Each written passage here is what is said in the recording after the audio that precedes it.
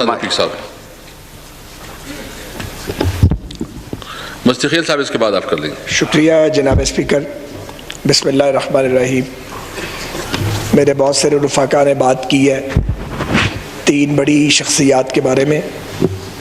Doctor EQ Khan صاحب کے بارے میں بات کرنا سورج کو چراغ دکھانے کے مترادف ہے۔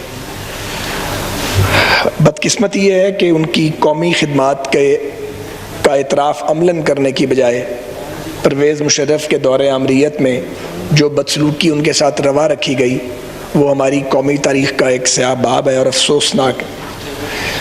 ایکیو خان صاحب یقیناً ان لوگوں میں شامل ہیں جن کی اسکل کی بدولت، ان کی مہارت کی بدولت پاکستان ناقابل تسخیر بنا، اس میں کوئی دو رائے نہیں ہے۔ تو اب وہ اس دنیا سے گزر گئے ہیں اور ہم سب ان کو خراج تحسین پیش کر رہے ہیں، لیکن یہ سچ ہے کہ انہوں نے اپنی زندگی کے آخری سال ایک طرح کی نظر بندی میں گزارے۔ یہ باعث شرم بات ہے بطور قوم ہمارے لیے۔ ویسے بھی یہ ہماری بدقسمت تاریخ ہے کہ ہم اپنے محسنوں کو خراب کرتے ہیں، خجل کرتے ہیں اور ان کے گزر جانے کے بعد پھر ان کی تعریفیں کرتے ہیں۔ بہرحال یہ تو جو ایک شمع فروزاں تھی وہ گل ہو گئی ہے، لیکن یقیناً حکومت پاکستان کو، ریاست پاکستان کو اس کے بارے میں سوچنا چاہیے اور ان کی خدمات کے اعتراف کے طور پہ جو بھی راستے اختیار کیے جا سکتے ہیں وہ راستے اختیار کیے جانے چاہیے۔ جناب اسپیکر، جب ہم اپنے محسنوں کی قدر نہیں کرتے اور قوم کے لیے کام کرنے والوں کو رسوا کرتے ہیں تو پھر اس سے جو آنے والے لوگ ہیں، جو آنے والی نسل ہے، وہ یقیناً اس میں مایوسی آتی ہے، اس کے اندر اس سے جذبہ پیدا نہیں ہوتا۔ تو وہ جذبہ پیدا کرنا بھی ضروری ہے۔ سو ایکیو خان صاحب کی قومی خدمات بلکہ ملی خدمات کے اعتراف کے لیے کچھ ایسے اقدامات کیے جانے چاہیے جن سے معلوم ہو کہ یقینی طور پہ پاکستانی ریاست ان کی مقروض اور احسان مند ہے۔ جہاں تک پرویز ملک صاحب کا تعلق ہے، دہائیوں کا ساتھ تھا۔ ملک صاحب نرم مزاج آدمی تھے، میں اس وقت ذرا زیادہ اگریسو تھا اور ہم اکٹھے ایک ہی شہر میں ایک ہی جماعت میں ہم نے کام کیا۔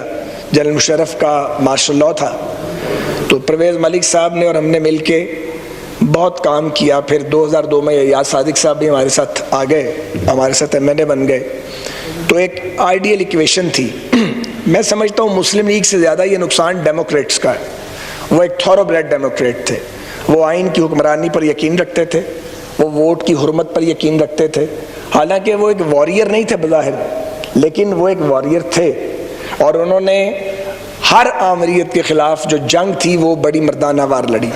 تو یہ بنیادی طور پہ پاکستان کے ہر اس شخص کا لاس ہے، ملک پرویز صاحب کا انتقال، ان کا چلے جانا اس دنیا سے، جو پاکستان میں ووٹ کی عزت پر یقین رکھتا ہے، جو اس ملک میں آئین کی حکمرانی اور سول سپریمیسی پر یقین رکھتا ہے۔ تو پرویز ملک صاحب کو مرحوم کہتے ہوئے دل دکھتا ہے۔ 2-3 دن پہلے میں اور وہ اکٹھے تھے، ہم نے دیر تک باتیں کی، معلوم بھی نہیں تھا کہ یہ آخری ملاقات ہے۔ اللہ تعالیٰ ان کے درجات کو، ایکیو خان صاحب کے درجات بلند کرے۔ عمر شریف صاحب ایک لیجنڈ تھے، انہوں نے یقیناً روتے دلوں کو ہنسایا، مسکرایا، پوری قوم کو ہنساتے رہے۔ وہ اپنے دکھ تو کبھی شیئر نہیں کیے لیکن دکھی دلوں کو وہ ہنسا دیتے تھے، اور وہ ان کے پاس ایک ایسی اسکل تھی جو شاید کسی دوسرے کے پاس نہیں ہے۔ اللہ تعالیٰ ان تینوں شخصیات کی مغفرت فرمائیں، ان کے درجات کو بلند کریں، انہیں نبی اکرم صلی اللہ علیہ وسلم کی شفاعت اور زیارت نصیب کریں۔ بہت شکریہ اسپیکر صاحب۔ آمین۔ مستقیل صاحب۔ بسم اللہ الرحمن الرحیم۔ جناب اسپیکر بہت شکریہ۔ انا للہ و انا الیہ راجعون۔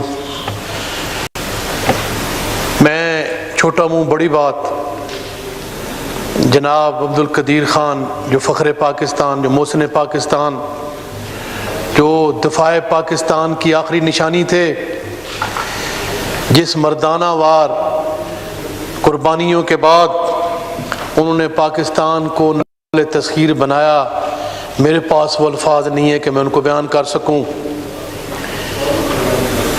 ان کا عشق پاکستان کے ساتھ، قیام پاکستان میں اپنے آباء و اجداد کے ساتھ ہجرت کر کے جتنی قربانیاں انہوں نے دیں،